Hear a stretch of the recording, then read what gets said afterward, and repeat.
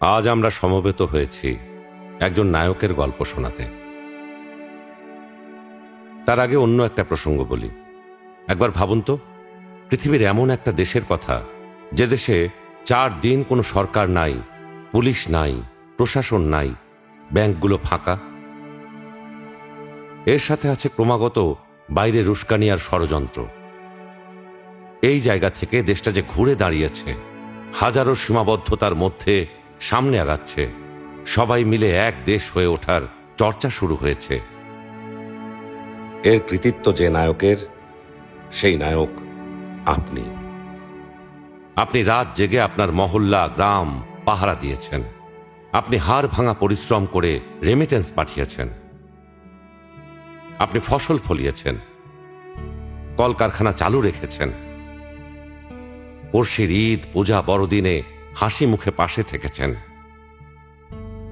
এই যে আপনারা সবাই মিলে আমির জায়গায় লিখলেন আমরা, এই জাদুতেই আমরা ধ্বংসস্তূপ থেকে আজকের এই মাহেন্দ্রক্ষণে এসে দাঁড়িয়েছি।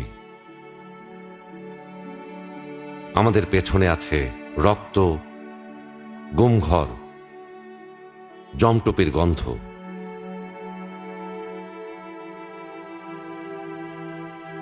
আমি তো ভিতরে কারোর সাথে কথা বলতে পারতাম না, ঠিক বিপের সাথে কথা বলতাম, মনটা একটু হালকা হতো আর কি। কথা বলতে পারতেছে একটা জীবন্ত কিছু একটার সাথে।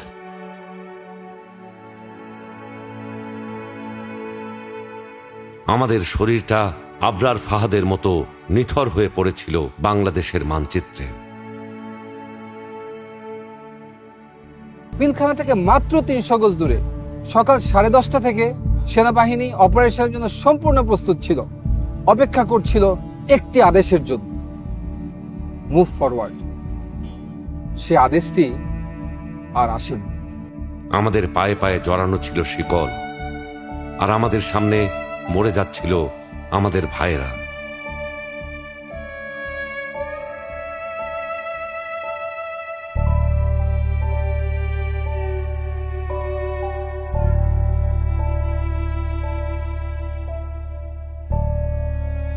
সন্তানের জন্য দুধ কিনতে গিয়ে গুম হয়ে যাচ্ছিল আমাদের ভাইয়েরা। আমাদের কন্যারা এখনো বাবার ছবি বুকে নিয়ে ঘুমায়, যে বাবারা কোথায় আছে কেউ জানে না।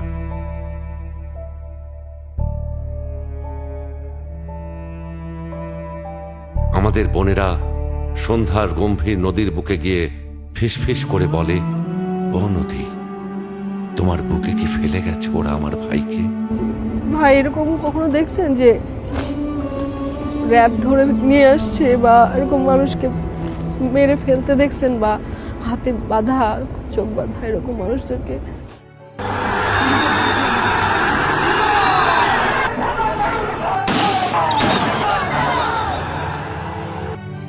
1 জুলাইতে আমাদের ভাইদের, বোনদের পাখির মতো গুলি করে মেরে ফেলেছে ওরা।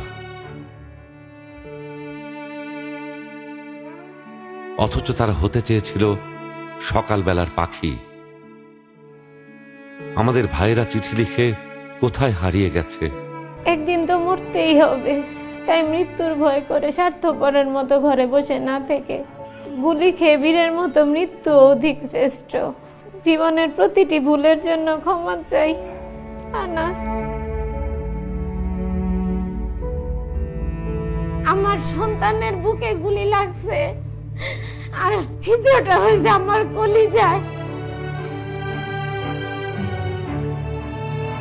আর আমাদের মায়েরা তাই আজও মাতম করছে ঘরে ঘরে।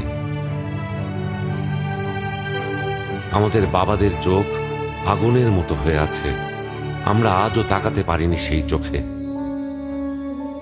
বাবার কাছে ছেলের লাশ, যেই বাবা বহন করছে সেই।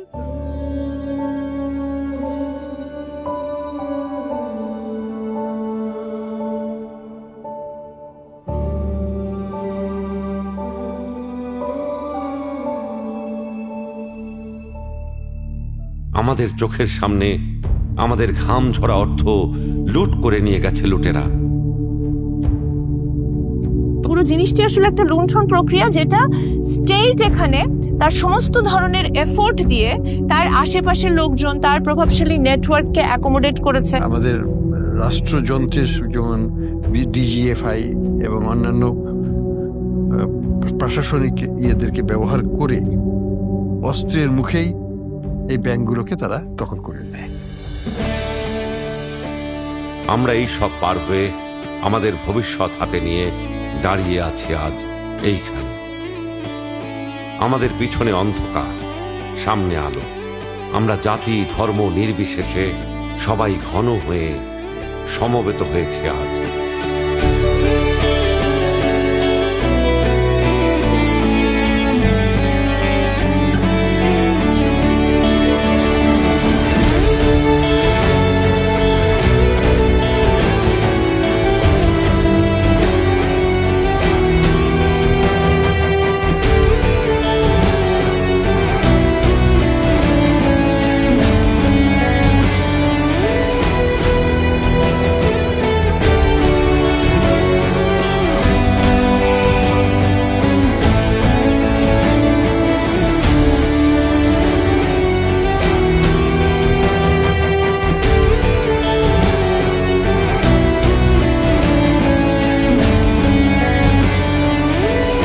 আমাদের হাতে আমাদের ভবিষ্যতের সনদ।